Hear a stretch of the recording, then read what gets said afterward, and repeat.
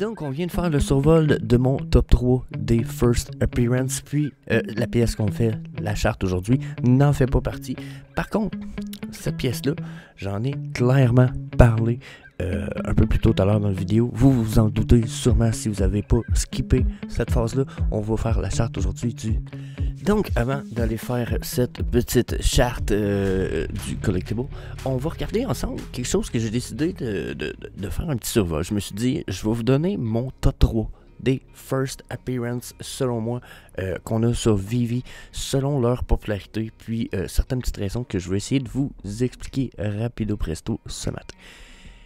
Par contre, vous allez remarquer une chose dans mon top 3. Il y a une pièce qui n'y sera pas présente, puis on va en reparler tout de suite après le survol des top 3, du pourquoi je ne la mets pas dans mon top 3 et du pourquoi jusqu'à un certain point je la mets dans une catégorie hors du top 3. Donc, ceci étant dit, le top 3 des First Appearance qu'on a sur Vivi, selon mon avis, le number one First Appearance of all se trouve à être notre Spider-Man. Ça, c'est The Piece, puis plus tard, ça va être dans votre portefeuille. Mais ça reste que pour moi, c'est la plus grosse First Appearance qu'on a sur Vivi. Je sais, il pourrait avoir le Todd, puis etc. Je sais, on y revient. Mais le Spider-Man, peu importe la rareté probablement que vous allez prendre, bien entendu, je suis un adepte des Common.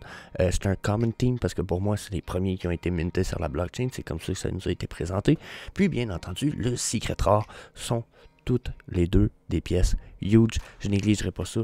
Ce que ça représente déjà, c'est le personnage le plus populaire au monde dans les super-héros. Puis c'est pas pour rien. C'est ce qui représente, c'est le côté la jeunesse, un côté espiègle, du cœur, du courage. Je sais pas si vous comprenez, de l'ambition. Donc Spider-Man représente beaucoup, que ce soit pour les générations passées, présentes, futures.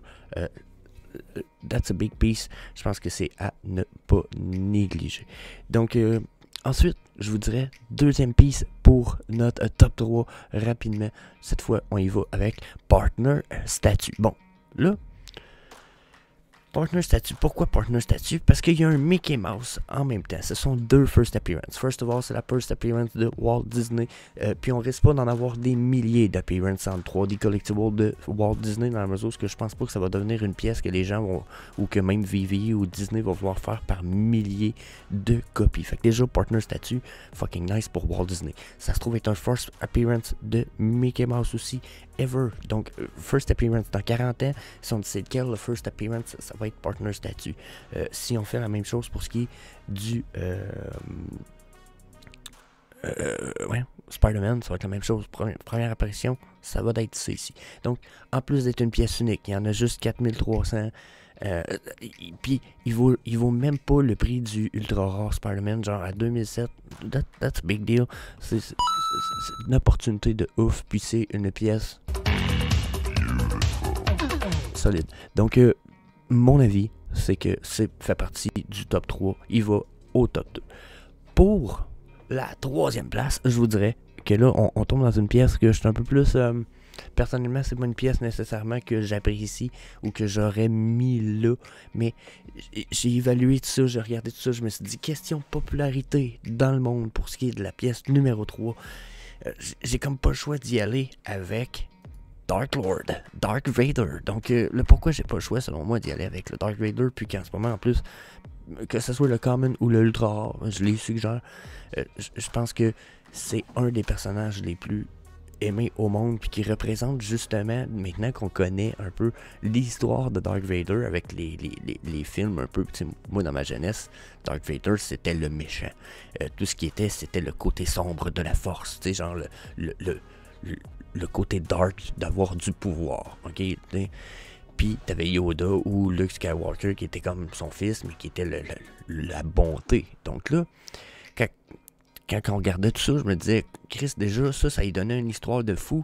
On a ramené le fait que c'est Anakin Skywalker qui était gentil, qui est tombé en amour, puis que, oh my god, donc encore une fois, il représente à côté, solide, un personnage qui c'est le personnage, je pense, le plus connu de Star Wars, le plus apprécié, le plus reconnu aussi.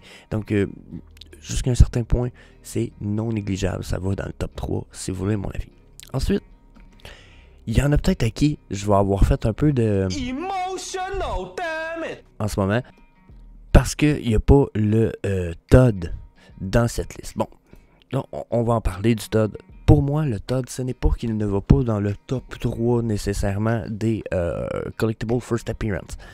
Sauf qu'il est presque à mettre dans une catégorie à part à lui tout seul. Dans la mesure où, en plus, ok, le Todd d'être une pièce, il y en a 7500, c'est quand même un low mint number.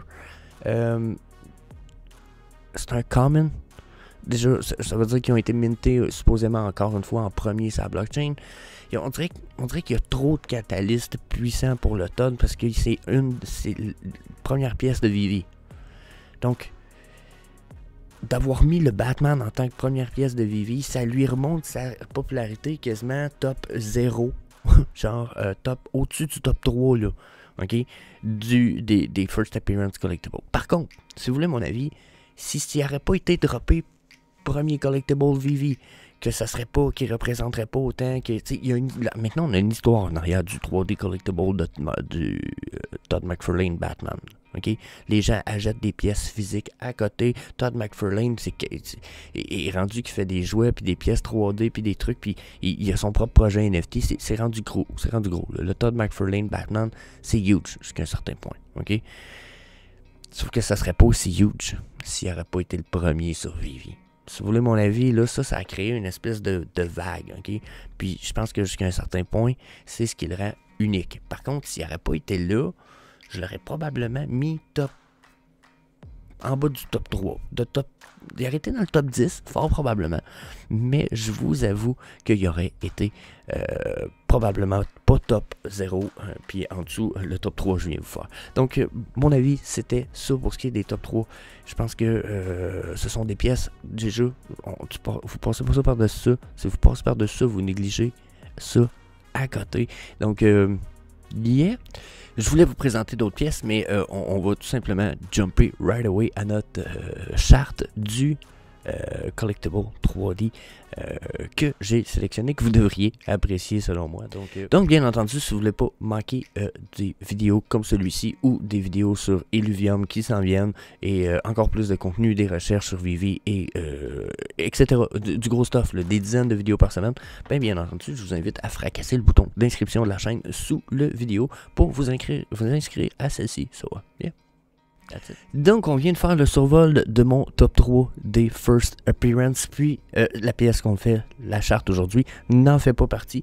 Par contre, cette pièce-là, j'en ai clairement parlé un peu plus tôt tout à l'heure dans la vidéo. Vous vous en doutez sûrement si vous n'avez pas skippé cette phase-là. On va faire la charte aujourd'hui du Todd McFarlane Batman. Donc, c'est une pièce déjà big piece.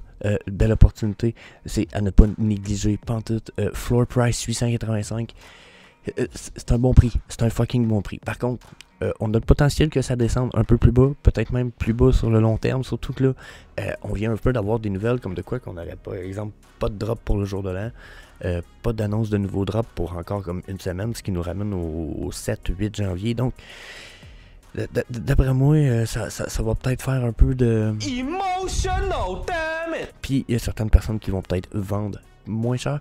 J'ai l'impression qu'on s'en va un peu vers ça. Donc, on fait un survol de cette charte-là ensemble.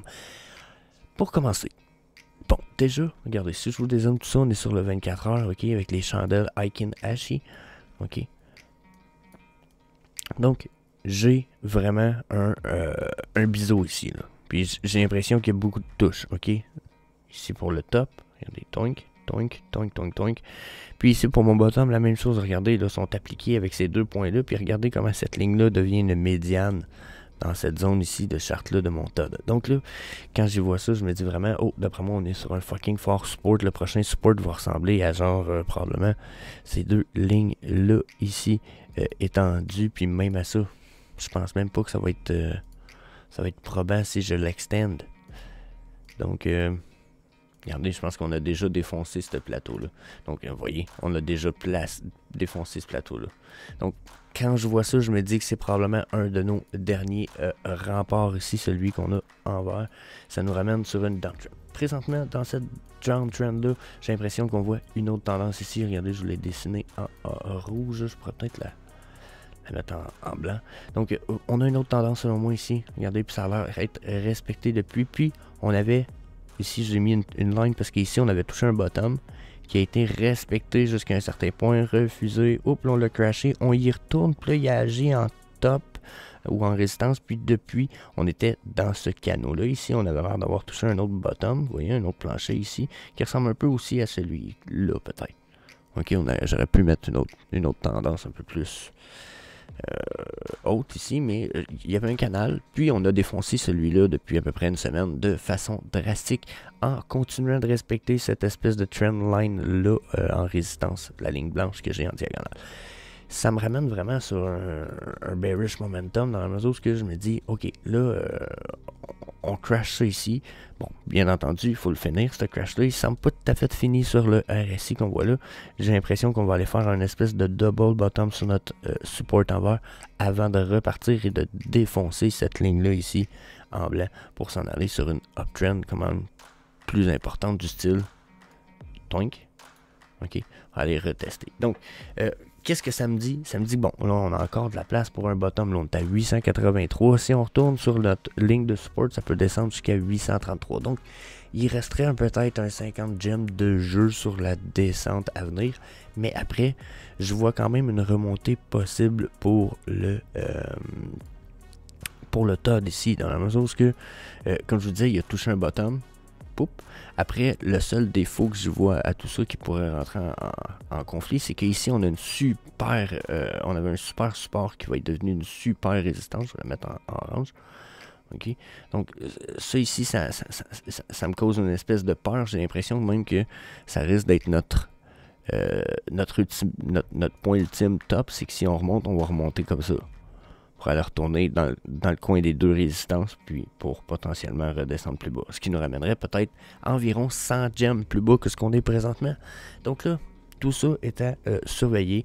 Je veux y mettre peut-être les EMA pour vous montrer ce que j'en vois. Donc déjà, je commence par le EMA 13. Regardez celui-là, comment il n'est pas bullish du tout non plus. Oups. Un petit peu, j'aille trop vite, on en est quand même très loin. Donc, ça ici, ça me ramène sur le fait qu'on n'est possiblement pas terminé d'une descente. On est encore loin ici. Puis, je pourrais continuer comme ça avec un petit peu EMA 21. Puis, regardez comment il fan out aussi. Vous allez voir que ces deux EMA-là, ils ont fait pouf, puis ils descendent sur la downtrend comme ça un petit peu. S'ils continuent à écartiller, ce qui n'a pas l'air nécessairement d'être le cas, mais ils semblent sur la downtrend. Mais s'ils continueraient à écartiller, on sera encore plus bearish. Ok? Puis là, je pourrais continuer à MA 55. Regardez comment que le MA 55 qui viennent de crasher ma résistance ici, dont on parlait en orange. Donc, je suis pas bearish là non plus. Je me dis que si on n'est pas remonté, on va avoir une résistance autour des 1000$ en ce moment. Ok? Je verrais presque une impossibilité de monter par-dessus ça, first of all. Puis là, je peux continuer, hein. EMA 89 qui lui semble descendre pour s'en venir exactement sur mon point. Regardez comment il a l'air d'être parti pour faire un RUP. Ou du moins, là, je suis un peu dans le crush là, mais j'ai l'impression qu'il s'en va comme directement ici. Hein? Donc, mon feeling est peut-être pas de baisse, mais ici, je vois beaucoup de résistances qui sont à venir. Déjà, j'en ai une là. J'en ai une ici, puis j'ai mes EMA qui se dirigent sur la downtrend, donc il va falloir les tester. Puis tester et traverser tout ça va être un certain challenge. Le EMA 13-21 risque d'être sensiblement faisable, mais c'est quand on va passer à 55. Si celui-là continue, puis qui a le temps de se rendre à 950$ ici, exemple, avant qu'on règne une uptrend monumentale, mais ça se peut très bien que la uptrend dont je parlais, elle arrête ici. Donc, mon feeling, pour l'instant, est pas bullish, mais pas du tout. Ensuite, si je finis ça avec les stochastiques RSI, quand je regarde mes stochastiques RSI sur les 24 heures, j'ai un peu le même genre de réponse, dans la mesure où ici, je dis downtrend sur le long time frame, je me dis, puis la downtrend semble être touché son bottom, mais pas nécessairement terminé, dans la mesure où probablement bientôt ayant touché son bottom là, sur le 2-3, mais vous voyez qu'il est encore loin de sa médiane. D'habitude, on voit un peu plus de rapprochement. En même temps, non, pas nécessairement. J'ai l'habitude de jouer sur de la crypto. Hein. D'habitude, justement, on voit plus ça ici comme comportement avant de voir un revirement. Là, regardez ici, on a on a de l'espace. Donc, sur le long time frame, on aurait probablement fini notre descente très bientôt. Si on a le medium time frame, on voit que c'est pas totalement terminé comme descente. On vient de crasher justement notre médiane du stochastique median time frame, ce que je veux dire. Donc, downtrend ici, puis ici on est sur une downtrend, encore une fois une downtrend qui est sur son bottom, mais qui n'a pas changé de tendance. Donc là, je semble très bearish. Ça me confirme ce que je disais tout à l'heure. J'ai l'impression qu'on va terminer.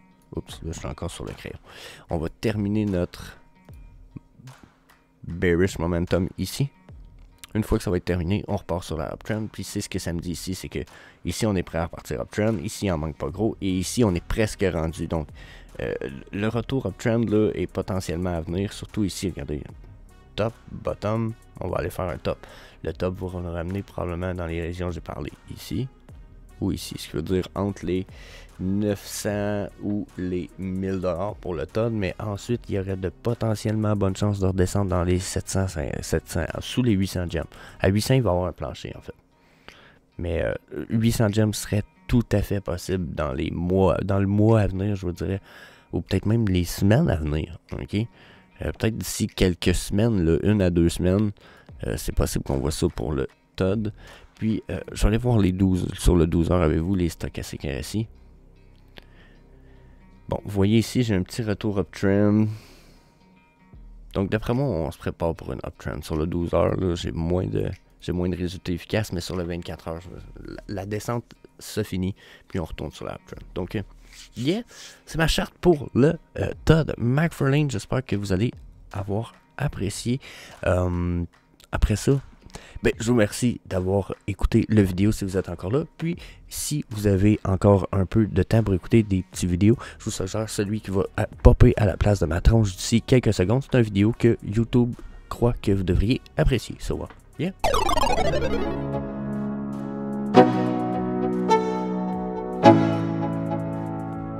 Let's go. Yeah. I'm like an addict, do I gotta have it. I ain't even playing, got a really bad habit. If it moves, gotta grab it. Fuse like a magnet, lose, won't have it till I'm doomed in a casket.